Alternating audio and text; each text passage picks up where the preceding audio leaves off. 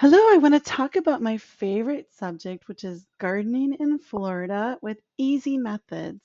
My name is Leah Brooks. I'm a Florida trained master gardener, and I've helped over 2,000 families one on one to learn how to garden in a variety of ways, growing fruit trees, growing raised beds, growing tower gardens, different hydroponics, things like that. I am a tower garden rep. I have a large Facebook presence where I teach people how to garden. I also have a website called growlearngarden.com. I'm married. I have two children that are also grown and now married. I've been really interested in the garden trends over the last few years. Right now, millennials are leading the trend, and partially because cooking is trending, but the pandemic sparked a gardening revolution. There's an increased awareness of mental health benefits of gardening. People are struggling more with chronic diseases, especially post-COVID.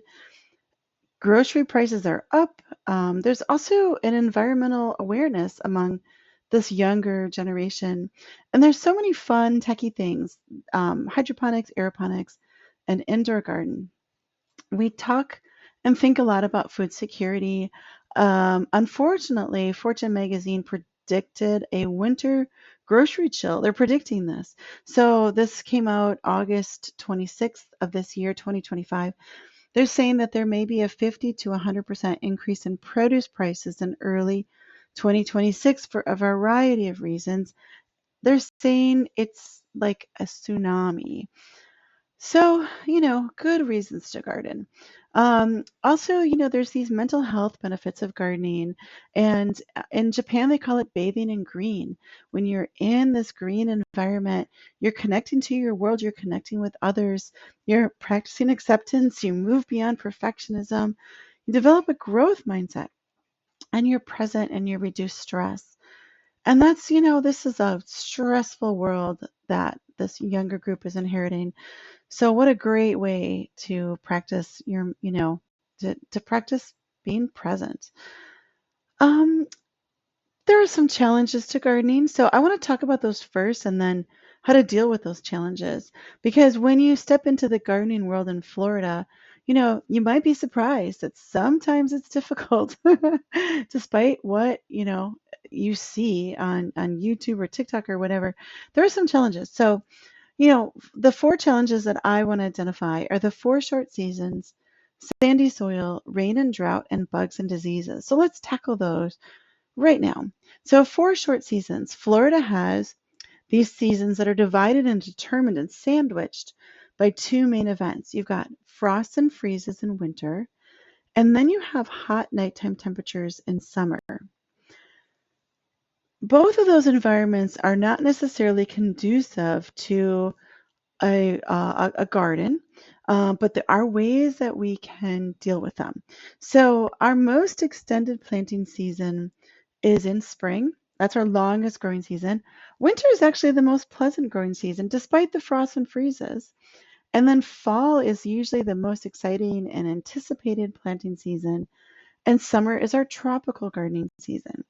And Florida allows for year-round gardening, so that's really cool. Our fall garden, it's hot. We've had, lots and lots of rain. As we move into fall, people get super excited about gardening. And it starts in August and it goes until early December. And we can grow all kinds of things. Like we start by planting our warm season vegetables first, cucumbers, tomatoes, peppers, eggplants, squash, and beans. And then we transition, especially in North and Central Florida, into the cool season crops like brassicas, broccoli, cauliflower, cabbage, Brussels sprouts, and kohlrabi.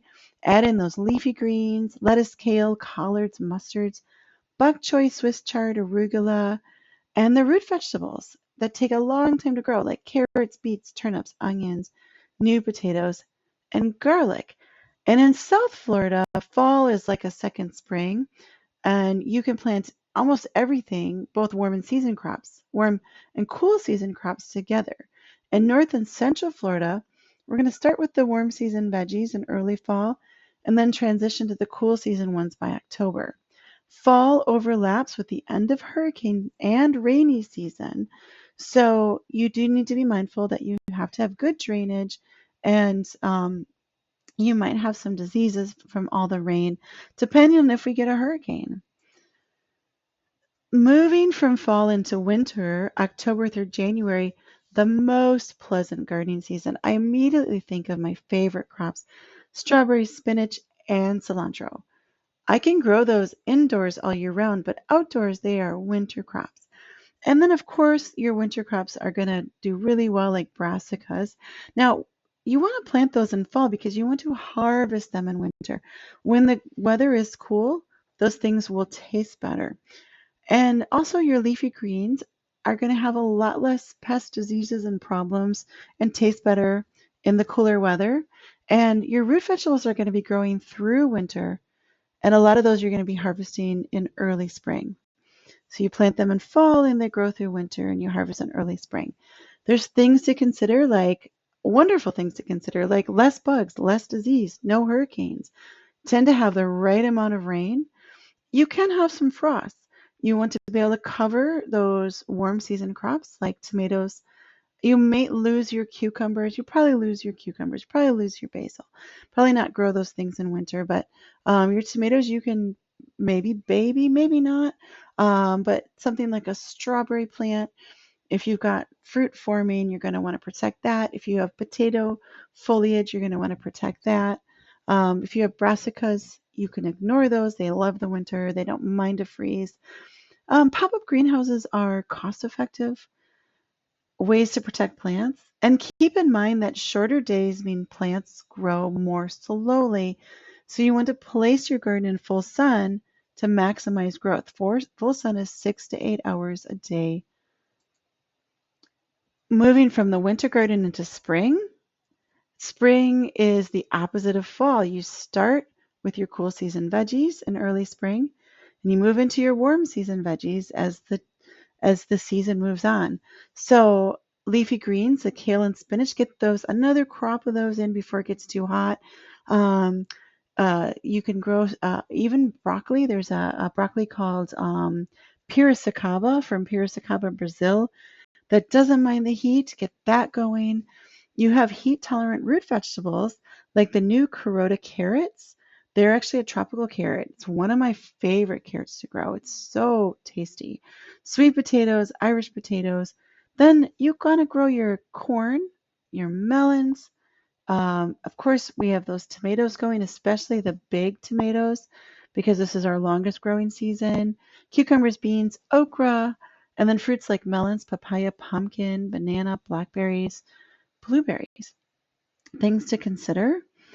You want to start your tomatoes and peppers very early, so February, under grow lights indoors, so that they get a head start.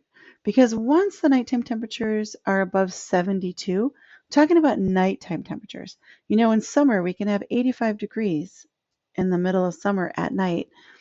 And usually nighttime temperatures start drifting up in late May and June. Once that happens, your bell peppers and your tomatoes will not set fruit. So get those started early so they produce by the time those nighttime temperatures creep up. South Florida gardeners should even consider starting those in January if they're not overwintering tomatoes, which is very possible. Do those in January since it heats up so quickly.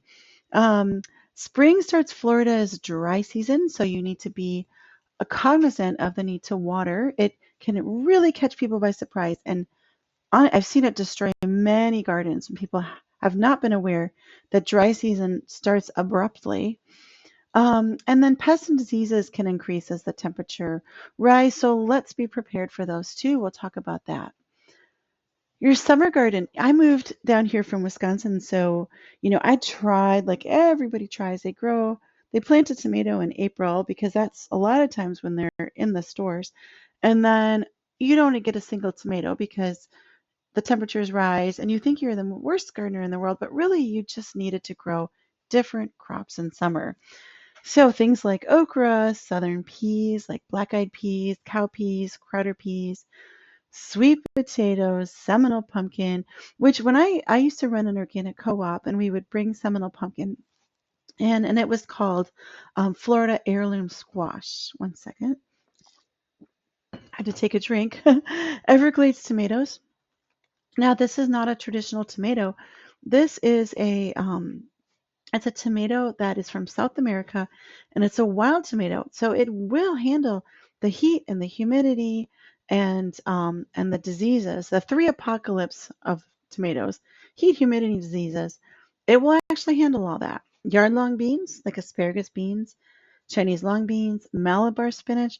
There are several different spinaches, and if you could see me, I would have that in air quotes because they're not traditional spinach. They don't taste like spinach, but we call them summer spinaches. They will grow. They're great alternatives.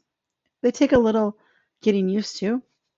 Amaranth, which is called callaloo if you're from Jamaica, yucca, cassava, hot peppers, eggplant, basil, lemongrass, rosemary, melons. That's kind of a late spring, early summer crop, and sunflowers and other beautiful flowers too. I love to grow like a lot of flowers in summer. So don't try to grow your northern vegetables in summer. It's just going to be a nightmare. Sometimes people do. They're like, I am so invested in growing tomatoes. I'm going to get those tomatoes to grow through summer. And maybe they do, and maybe they get a few. But I don't think it's worth the time and the effort when there's other things you can grow. You want to mulch heavily to conserve moisture and keep those soil temperatures down. That's going to help. You can also put a shade cloth, and the cloth will also help reduce the soil. People think the shade cloth is shading the plants, it's shading the soil. It's reducing soil temperatures. Expect high pest and disease pressures depending on what you grow. There's a lot of summer plants that laugh in the face of disease, but there's more disease and pests in summer. That's why it's a great time to also grow lots of flowers because they do help with that. And then if you don't want to garden in summer, grow a summer cover crop because this will improve your soil health when you chop and drop it. It will fix nitrogen into the soil and also prevent a bunch of weeds from growing while you're on vacation. Let's move on to sandy soil and water. Let's talk about that. So because we have sandy soil, a lot of times growing in raised beds is just a lot better choice for a lot of people. Certainly, there are people, especially in the central ridge area of Florida, that actually has some fairly decent soil. You can, plant right in the ground. Certainly, if you do a lot of amendments and you're putting a lot of compost down, things like that. But for most gardeners, it's really a lot easier to grow in raised beds. You can incorporate a lot of organic matter into raised beds. They drain well, so when you get a lot of rain, they're going to drain well. They're easier to work in, and there are different raised beds. There's metal raised beds. You can make your own raised beds out of non-treated lumber, things like that.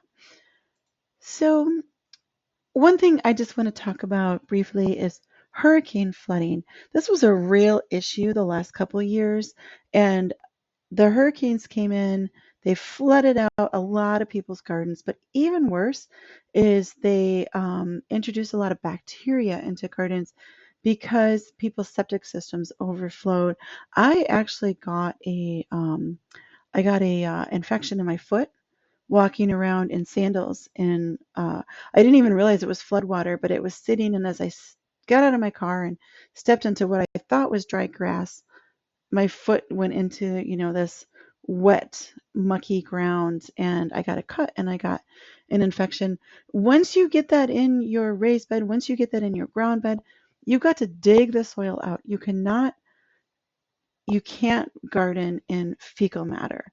So, growing in pots, raised beds help because they do maybe keep you out of those floodwaters, but also hydroponics is one way that people are really transitioning in Florida too because of this problem.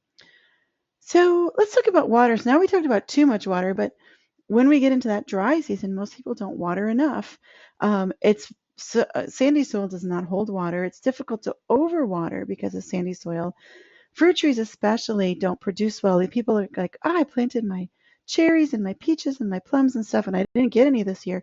It's probably because they were drought stressed. Um, you want to water regularly when we get into the dry season. And I tell you what, Every year I see see like hundreds of people, dozens of people, hundreds of people who get caught off guard by the fact that we have a dry season. They got complacent over the summer and early spring. All of a sudden their plants are drying up. Everything looks terrible. And they're like, oh my gosh, they realize it hasn't rained in like 2 weeks. So keep an eye on that in spring. Water regularly, make a plan for that. Don't water deep. You want to water regularly. Our sandy soils don't hold water, so there's no point in watering deeply. Do a finger test to check to see if you need to water. Stick your finger into the soil up to the second knuckle.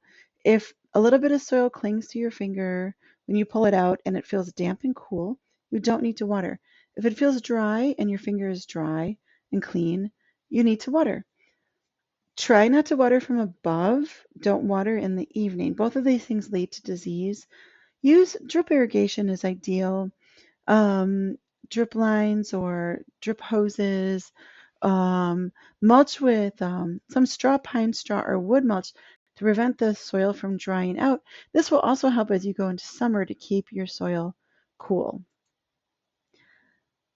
Let's talk about bugs next. So, good bugs and bad bugs. Good bugs actually really help your garden. A lot of people are afraid of bugs. If you are, great. Grow under a pool cage, make a plan for that, grow indoors.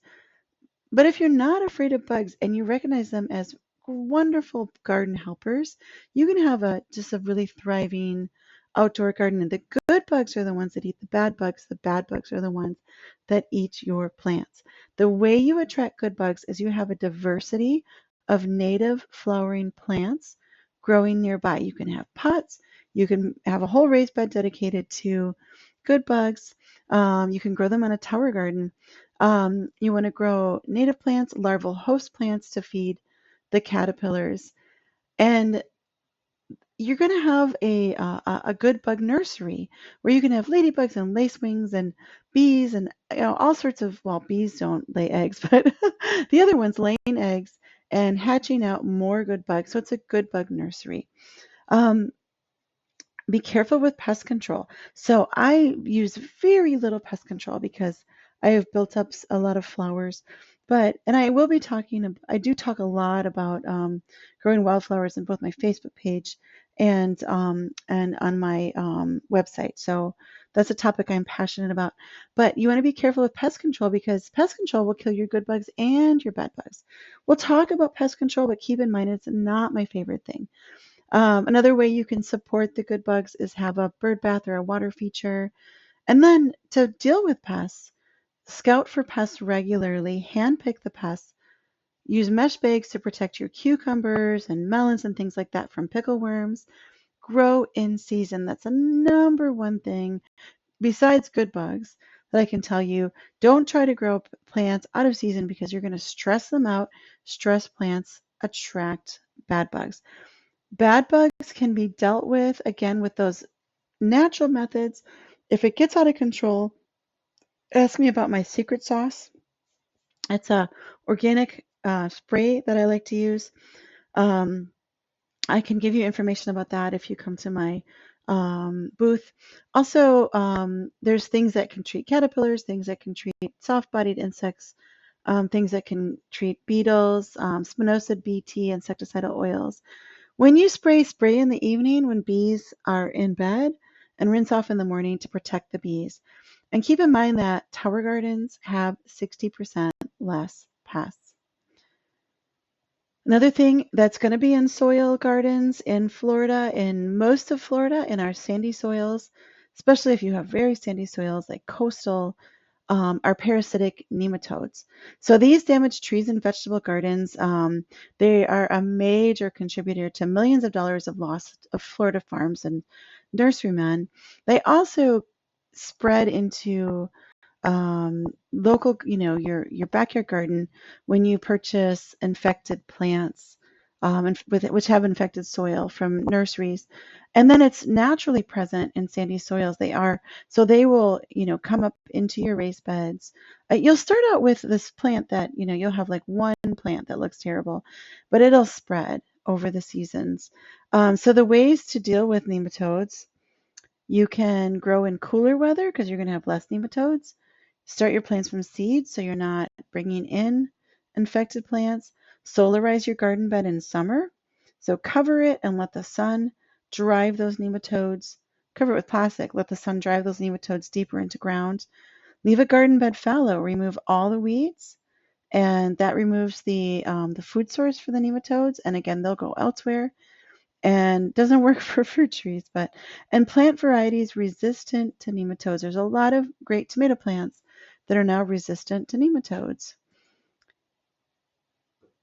Other things to consider are diseases. Again, planting in season really helps with diseases. Controlling pests helps with diseases because a lot of diseases are spread by pests visiting your garden.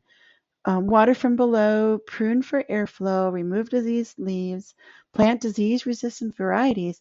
So tomatoes especially, you want to have a pedigree. You want to have, there's so many great varieties that have been developed by the University of Florida.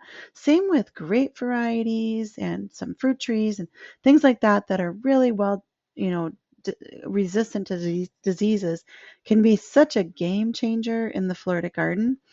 Things like watering in the morning and trellising vining plants, except pumpkins. Pumpkins will root all along the stem in the ground, so don't trellis those. You can do some natural things like use milk and baking soda for powdery mildew. My secret sauce does really a good job on, especially late spring when the diseases really ramp up. Um, and if you're getting to the end of a season and you have this diseased plant and you have decided that you're going to battle it, you're going to spend a lot of time and energy. I encourage you to pull that plant up and just transition into the next season. And that way you really minimize the impact of things like, um, chemicals in your garden, which I think is so important. So we talked about all the challenges, and let's talk about, is there an easier way to garden? And the answer is yes. So the tower garden, it's soilless. This is my young friend. He's so cute. And this is his tower garden.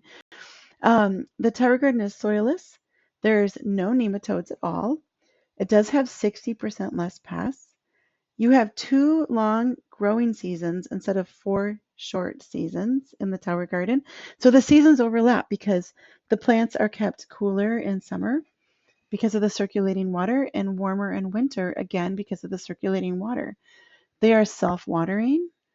They use less water, so 2 to 5% of a raised bed. They're easy to move in a hurricane. They grow vertically, easy to protect from freezes, and even a child can grow a tower garden. So here's my porch patio with my tower gardens. I actually have two. I also have two. I can't remember what those are called. I will think of it in a minute. But those are soil vertical systems on the left, and they're a lot of fun to grow. They don't mediate temperatures, so they are seasonal. But I have the two tower gardens on the right. And that far right tower garden is growing 54 plants. The tower garden on the left grows up to 28 plants. And so, as you can see, I have, between all of those, um, like 120 plants growing on my patio, growing vertically. So, a ton of food in a small space. I can grow tower gardens on patios, porches. You can grow them in greenhouses in North Florida. Um, and then, you can we have these huge tower garden farms. This one's in Hawaii, actually, where the volcanic soil is still heavily contaminated from the Japanese bombers. So here's a tower garden growing indoors too. So we can actually grow them indoors with grow lights. And I grow mine year round indoors, but you can also beat the heat by bringing your tower garden indoors and adding grow lights. And if you want to you don't want to deal with, winter, you can grow it indoors too. It's very fun to grow a tower garden indoors. Of course, you're going to have less pests, like maybe aphids occasionally. You got to keep an eye out for that. Far less diseases, and you can still grow the small cucumbers, the small tomatoes. I do have a list of what you can grow on my website. So how does this all work? How does the tower garden work? A tower garden is aeroponic. Aeroponic is different from hydroponics in that the plants are not sitting in water. Hydroponics, you need to increase the amount of oxygen in the water by adding in hydrogen peroxide, um, adding in bubblers. But the aeroponic technology does this naturally. So the water just drips over the roots of the plants, and then the tower garden turns off, the pump turns off, and the plants are sitting in air. And you're going to see that this gives you faster growth, healthier plants, and more abundance. You may recognize this from Living with the Land. So the famous pumpkin exhibit, the tower gardens were developed at the land by Tim Blank, who was the chief horticulturalist. And he was the chief horticulturalist and greenhouse manager at Disney's Epcot agricultural display. And he developed the tower garden technology, and he founded Future Growing. And when I first started growing tower gardens back in 2011, I got my tower garden through a farm in Eustis that was working directly with him, testing out the tower gardens in Florida. So it's been a really cool adventure. The tower garden is powered by Towertonic, which was developed by NASA in conjunction with Epcot. And it's a special blend of minerals designed to optimize the growth of the plants. And NASA showed that plants grown aeroponically do absorb more minerals and vitamins. In fact, when they grew plants aeroponically and grew plants in soil, and they weighed these plants, the aeroponic plants had up to 85% more biomass. And they said, hey, this is the minerals and the vitamins in these plants, which is such a cool thing to think about. University of Mississippi did their own research into tower gardens, and they grew their plants in their organic ground garden, and then they grew them in the tower, and they grew I believe it was tomatoes, cucumbers, Swiss chard, lettuce, and basil, if I remember right. But basil, they got up to 65% more. They got 65% more basil than they did growing in the ground. All the, they got up to 3 times more crops across the board. And the plants grew on average 30% faster. And in every crop, the nutrient content was the same or higher in the tower garden than in the soil. A little bit of a difference among the crops, but um, they were studying the antioxidant capacity of these plants. And they said, you know, we are seeing a lot of challenges. If you read their whole research, we are seeing a lot of challenges with environmental pressures, with weather, and we want to find ways to garden that creates very healthy plants that uses less inputs. And they were very impressed with the tower garden. Another great thing about the tower garden is we don't have to worry about a freeze. So I wish I had a better picture of this, but there's a tower garden in there, and it has basil. It's January. It has basil. It has tomatoes, 2 tomato plants. It has a cucumber plant. It has Swiss chard. It has lettuce, different things like that. Peppers. It has bell peppers. And I put this pop-up greenhouse that I got for $100 off of Amazon over it. Staked it down. I left it there all winter. I had another tower garden to the right of that had the plants that don't mind a freeze, like my peas, spinach, brassicas, more lettuce, things like that. I didn't cover that one, but for the one that I covered, I also put a turtle tank heater in the water, and that heated up the water to 68 to 70 degrees, and it circulated warm water over the roots of the plants. So my tomato plant that I planted in fall went all the way through to June. Now, of course, in South Florida, you don't need to do this. And then I also grew my indoor tower garden.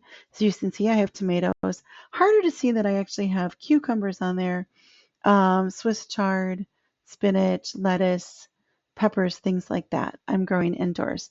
So we beat the heat and we beat the freeze. The other cool thing that you can do is the tower garden, because it is circulating cool water.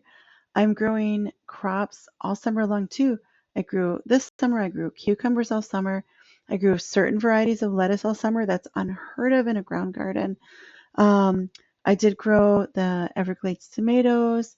I have, that's a huge black oh no, what's it called, black-eyed Susan. Yeah, black-eyed Susan.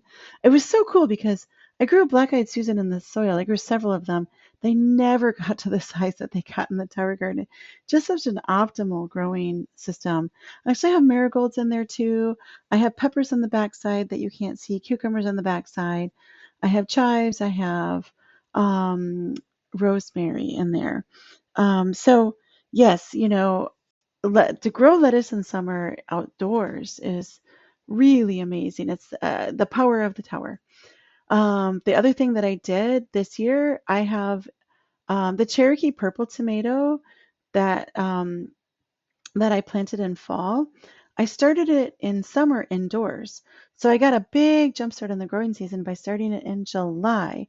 So by the time I put it on my outdoor tower garden, it's ready to start flowering and start producing tomatoes, or it's maybe another month or a month and a half. Um, but then, because these take like 85 days to produce. So I'm going to be getting these large heirloom tomatoes in fall. In winter, they may stop producing, even though I cover them, but the plant won't die. They may stop producing. I had a lot of tomatoes producing over this winter, though, so they may still produce, but then they're just going to really ramp up again in spring.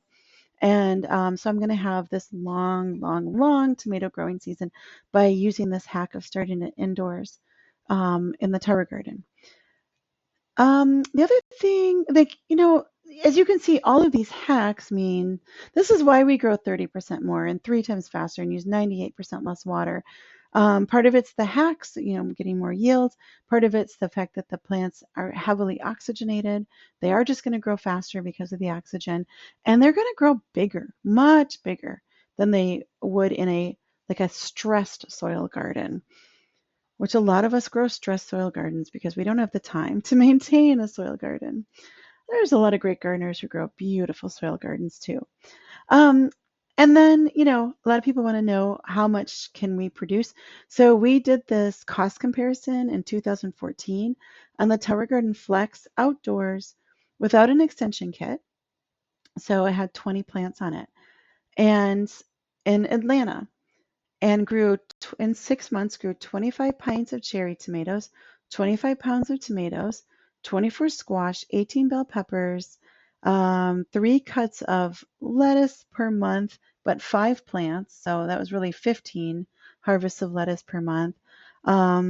6 cuts a month of kale, 15 eggplants, 40 cucumbers, lots of chard, celery, cabbage, bok choy, beans, herbs. There was basil, chives, and dill, and arugula. So at that time, the tower garden cost $575. Now it's $670. But I do have 100. Well, it's $670 right now. Watch for sales on Tower Garden. And then so it yielded $794 worth of produce in 6 months. So it well eclipsed the cost of the Tower Garden in 6 months. And again, you may not get that when you first start growing because you're going to be learning, but it won't take you long to learn. And I will help you. If you purchase from me, I will hands-on help you through Facebook Messenger, by texting. You can call me, you can send me pictures, things like that. And you will get to this point where you're growing a large amount of food for your family. And then the ongoing costs of the Tower Garden are about $120 a year. So as you can see, you probably will get $100 or more worth of produce off it every month. And these prices comparison was from 2014. So, we really should update this. Um, and then, very interestingly, one time I said, I'm going to grow a whole tower garden of romaine lettuce because we eat it like crazy. It was way too much for my family, but it was 20 plants. And I realized as I'm doing this that I'm harvesting the plants every 4 weeks. replanting. You can also allow a lettuce plant to continue growing and just harvest the leaves. But I had a seed package that cost me $3 and it had 500 seeds in it. And when I started thinking about the economics of that, because the Rockwell cubes are maybe like 22 cents each, and then a seed is a penny, and then, um, so 27 cents to grow a head of lettuce, and I'm going to grow 500 plants. Okay, I can't even figure that out. It's just the economics of it is incredible. And then we grow from seed. I teach you guys to grow from seed when you're growing the tower garden. And the reason why is it's so easy. We use these little thing called Rockwell cubes. There's no dampening off. The plants start quite easily. You can use a grow light. Tower garden sells a grow light called the Germinator that works really well. You're gonna save money. You're not going to be bringing greenhouse diseases in. You're going to have healthier plants, better varieties to choose from that are more well adapted to Florida, and you're not going to have dampening off, which is something that really affects soil grown seedlings. It's a great way to grow your own plants. Also on my website, growlearngarden.com, I have the Tower Garden lesson plans. And if you are on the Florida scholarships, the UA and the PEP, the Tower Gardens since December 16th are now on my scholarship. And I personally support you if you purchase through my scholarship. The Tower Gardens are $50 off my scholarship all the time as a thank you to, we had over 1,000 parents write to step up and ask for these to be put on there. And so it's a thank you to you parents. So decisions. And one thing I want to assure you of is you're never going to grow alone. I will help you figure out which tower garden to purchase, what accessories to purchase, whether to get one, whether to get three, whether to grow indoors, whether to grow indoors and outdoors. There's a lot of variety of ways that we can do this. Where to put your tower garden, what to plant in the season. I have lists. I have planting charts. I have worksheets. I have all these kind of things on my face on my on growlearngarden.com, and I want to assure you you never grow alone. And the way that you can access all this, the easiest way is it's probably just to reach out to me and ask me questions. Um, my website is growlearngarden.com. My phone number is here. And my email. Now, email is probably the worst way to reach me because sometimes I goes to spam and I don't see that. And I know I'm sorry, that's bad practice. Um, but if for some reason I don't answer, just please just send me a text and say, hey, I sent you an email on, October 31st. Can you go back and look at it? And I will. So this ends the presentation, and I really hope this helps you guys make a decision about how you want to garden. And again, I don't want this to be an either or thing. Grow a tower garden, but grow raised beds, grow fruit trees, and all these things. Grow your potatoes and your carrots, and raised beds. Grow a lot of flowers. Grow tower gardens for a lot of your vegetables and strawberries, and have an abundant growing season. Thank you so much. If you made it to the end, thank you so much.